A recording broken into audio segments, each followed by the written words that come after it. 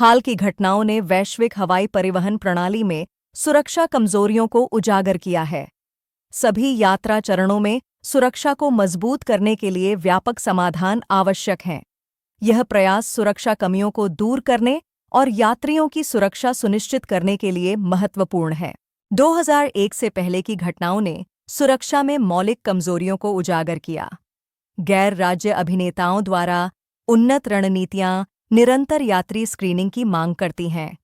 मलेशियाई airlines की त्रासदियों ने नई सुरक्षा खतरों को उजागर किया, जिनके लिए प्रणालीगत प्रतिक्रियाओं की आवश्यकता है। चेक इन में उन्नत पहचान सत्यापन और खतरे का आकलन आवश्यक है। बोर्डिंग के दौरान मल्टी फैक्टर प्रमाणीकरण और व्यवहार विश्लेषण लागू करें। टेक ऑफ से पहले सुरक्षा जांच और विमान सुरक्षा उपायों को मजबूत करें। इन फ्लाइट निगरानी और सुरक्षित संचार प्रणाली सुनिश्चित करें। लैंडिंग के समय समन्वित दृष्टिकोण और सुरक्षित टर्मिनल प्रवेश प्रक्रियाएं अपनाएं। आगमन पर सुगम लेकिन गहन निकास नियंत्रण और खतरे की पहचान करें।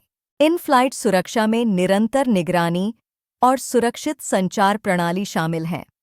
लैंडिंग के दौरान समन्वित दृष्टिकोण और सुरक्षित टर्मिनल प्रवेश प्रक्रियाएं आवश्यक हैं। आगमन पर सुव्यवस्थित लेकिन गहन निकास नियंत्रण और खतरे की पहचान सुनिश्चित की जाती है। एविएशन सुरक्षा में 6 सिग्मा का कार्यान्वयन महत्वपूर्ण है।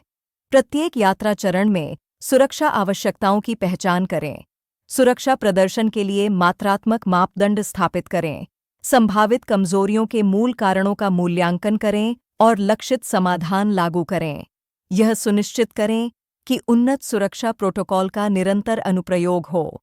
विमानन सुरक्षा में सुधार के लिए वैश्विक प्रोटोकॉल आवश्यक हैं। वीआईपी सुरक्षा, आर्थिक प्रभाव, वैज्ञानिक मूल्य और मानव लागत को ध्यान में रखते हुए हमें सभी यात्रा चरणों में सुरक्षा उपायों को मजबूत करना होगा। यह सुनिश्चित करने के लिए कि हर यात्री को अधिकतम सुरक्षा मिले, हमें उन्नत पहचान सत्यापन और खतरे का आकलन प्रणाली लागू करनी चाहिए।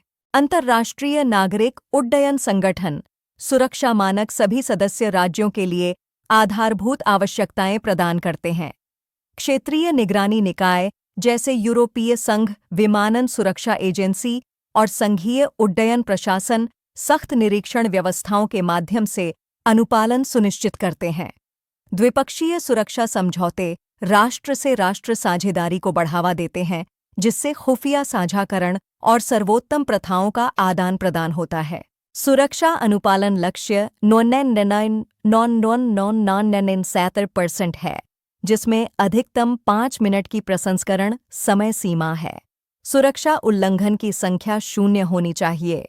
यह सुनिश्चित करने के लिए कि कोई भी सुरक्षा चूक न हो, सभी कर्मचारियों को 100% प्रशिक्षण पूरा करना आवश्यक है। वैश्विक मानक सामंजस्य के लिए हमें सभी यात्रा चरणों में सुरक्षा प्रोटोकॉल को सुदृढ़ करना होगा। उन्नत पहचान सत्यापन और खतरे का आकलन, बहुकारक प्रमाणीकरण और व्यवहार विश्लेषण आवश्यक हैं। उड़ान के दौरान निरंतर निगरानी और सुरक्षित संचार प्रणाली लागू करें।